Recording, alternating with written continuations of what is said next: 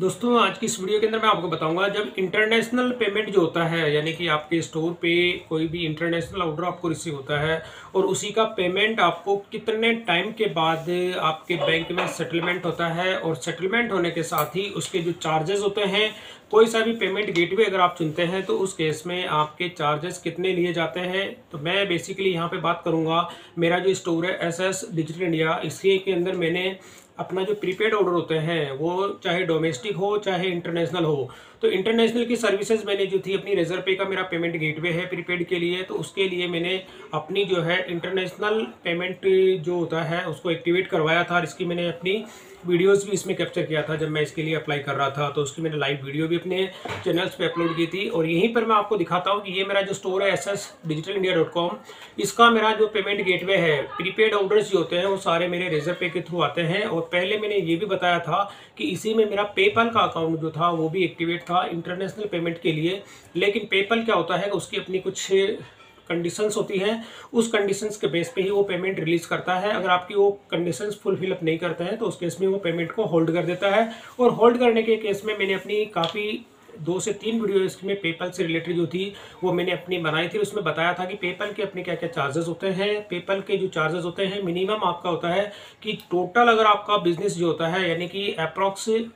$163 जो होता है उससे अबव होना चाहिए। और टोटल उसमें ट्रांजैक्शन की बात करें तो नो ट्रांजैक्शन उसमें होनी चाहिए और किसी भी तरह का कोई भी डिस्प्यूट नहीं होना चाहिए। तो ये सारी के सारी टर्म्स एंड कंडीशन थी और ये मेरा एक ऑर्डर था, उसकी पेमेंट पेपल पे होल्ड भी हो गई थी। और उसी के बिहाफ पे मैंने आपको दिखाता हूँ ये दूसरा जो मैंने जब रेजर पे अपनी इंटरनेशनल सर्विस को एक्टिवेट किया और एक्टिवेट करने के बाद में मुझे ऑर्डर रिसीव हुआ है और उसी का मैं दिखा देता हूँ कि जो चार्जेस होते हैं वो कितने लिए जाते हैं, किस टाइम पे आपको जो है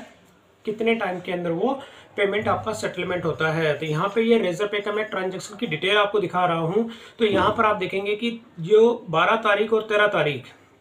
12 मार्च और 13 मार्च यानी कि 12 और 13 मार्च के यहाँ पे मेरे 2 ऑर्डर थे और दोनों की आप देखेंगे चार्जेस की मैं बात करूँ तो ऑर्डर की वैल्यू हो जाती है 1175 रुपये और ये सेकंड वाला जो अमाउंट होता है इसकी हो जाती है 2500। तो ये वाला आप देखेंगे 12 और 13 मार्च का जो है कस्टमर ने ये ऑर्डर प्लेस किया और पेमेंट इसकी की थी 12 और 13 मार्च को। तो आज देखेंगे 21 मार्च है तो एक पेमेंट जो इसकी होती है आज यहाँ पे मुझे रिसीव हो गई है जो 2250 की पेमेंट थी, यानी कि जो 2500 रुपये की जो पेमेंट थी उसकी सेटलमेंट होने के बाद मेरे अकाउंट में जो क्रेडिट हुआ है 2411 रुपये 50 पैसा, यानी कि 2500 जो उसकी वैल्यू थी उसका सेटलमेंट यहाँ पे हो गया 2411 रुपये 50 पैसे। और इसी का जो सेकंड मैंने आपको बताया था उसकी यहाँ पे हो गया 1139 रुपये 75 पैसा।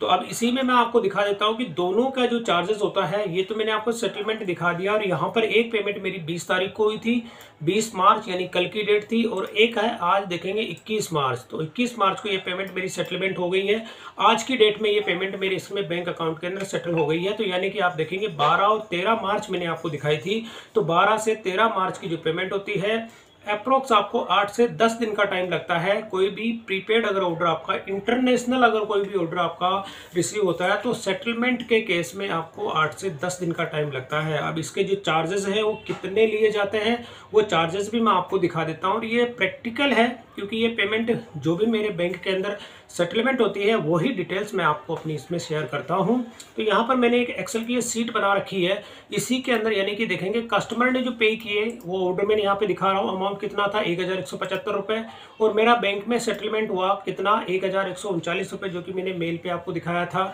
और इसी के अंदर एक पेमेंट था 2500 रुपये का, उसकी सेटलमेंट वैल्यू हो जाती है 2411 रुपये 50 पैसे। और इसमें टाइम कितना लगा, टाइम 8 से 10 दिन का टाइम इसमें लगा दोनों पेमेंट को सेटल होने के अंदर। अब यहाँ पे चार्जेस की मैं बात करूँ तो जो यहाँ पे चार्जेस होता है ये वाला जो अमाउंट होता है आपके देखेंगे इस वाले अमाउंट में से मैं ये वाला अमाउंट जो सेटलमेंट हुआ है इसको मैं लेस कर देता हूँ। तो एक देखेंगे कि जो 1175 का मेरा अमाउंट था उसमें मेरे यहाँ पे चार्ज लिए 35 रुपये 25 पैसे का। ठीक इसी तरह से इसको कंट्रोल डी में कर देता हूँ। तो यहाँ पर आप देखेंगे दोनों के जो चार्जेस होते हैं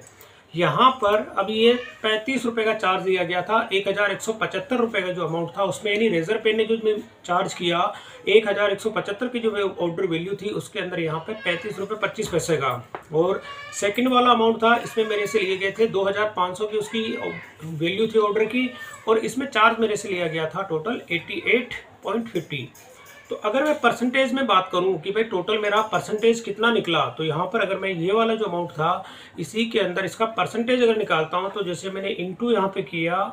और इसका अगर मैं 3% निकालता हूँ अप्रॉक्स, यानी कि 3% इसका निकालता हूँ, तो आप देखेंगे ये 35 रुपये 25 पैसा, यानी कि 3% चार्ज इसका है।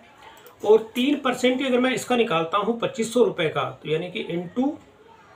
3% अगर मैंने इसका निकाल दिया तो यहाँ पर निकल के आ जाता 75 रुपये। तो इस केस में क्या होता है कि इसमें चार्जेस जो लिए गए थे वो 3% से ज़्यादा, यानी कि आप देखेंगे अमाउंट के ऊपर डिपेंड करता है कि आपका जितना ज़्यादा अमाउंट होगा, जितना कम अमाउंट होगा, चार्जेस के परसेंटेज जो होते हैं इसमें फिक्स नहीं होते हैं। लेकिन जो भी इंटरनेशनल जो पेमेंट होता है इसकी टर्म्स एंड कंडीशन जो होती है, लेकिन एक मोटा मोटी मैं आपको आइडिया देना चाहूँगा कि यहाँ पर मैंने 3.5 कर लेता हूँ,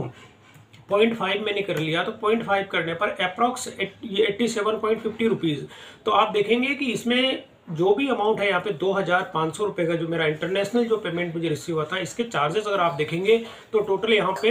अप्रॉक्स 3.5%, यानी 1000 से अगर आपकी वैल्यू ज़्यादा हो जाती है तो 3% के चार्जेस है, और 2000 से ऊपर अगर आपकी कोई वैल्यू हो जाती है तो उसके चार्जेस यहाँ पे 3.5% का जो है चार्ज इसमें लिया जाता है। तो यहाँ पर ये चीज़ हो गई कि अगर दोनों की मैं टोटल कर देता हूँ, यहाँ पे टोटल करने पर अगर मैं दिखाता हूँ मेरे टोटल ऑर्डर की वैल्यू हो गई है 3675 रुपये, और मेरे बैंक के अंदर जो सेटलमेंट हो जाता है 3551 रुपये 25 पैसे का। और यहाँ पर अगर दोनों के चार्जेस की मैं बात कर लेता हूँ तो दोनों का जो चार्जेस निकल के आ जाता है 123 रुपये 75 पैसा। अगर मैं इसमें टोटल अमाउंट जो मैंने निकाला था इसका अगर मैं परसेंटेज निकालूं, जो टोटल वैल्यू थी इसकी, तो यहाँ पे अगर इंटू करके 3% पे अगर मैं निकालता हूँ यहाँ पे, तो आप देखेंगे कि 110 रुपये होते हैं। तो यहाँ पर अगर मैं 3.5% निकालता हूँ, टोटल मेरी जो वैल्यू होती है इसकी अगर 0.5 लगा देता हूँ तो अप्रोक्स यहाँ पे 128 रुपये हो जाते हैं। तो यहाँ पर ये 3.5 भी नहीं है, तो अगर इसको 3.33 कर देता हूँ दोनों को टोटल करके, तो यहाँ पे 121 रुपये आ जाते हैं, यानी कि अप्रॉक्स आपका 3%, मतलब मोटा मोटी अगर मैं आपको आइडिया देना चाहूँ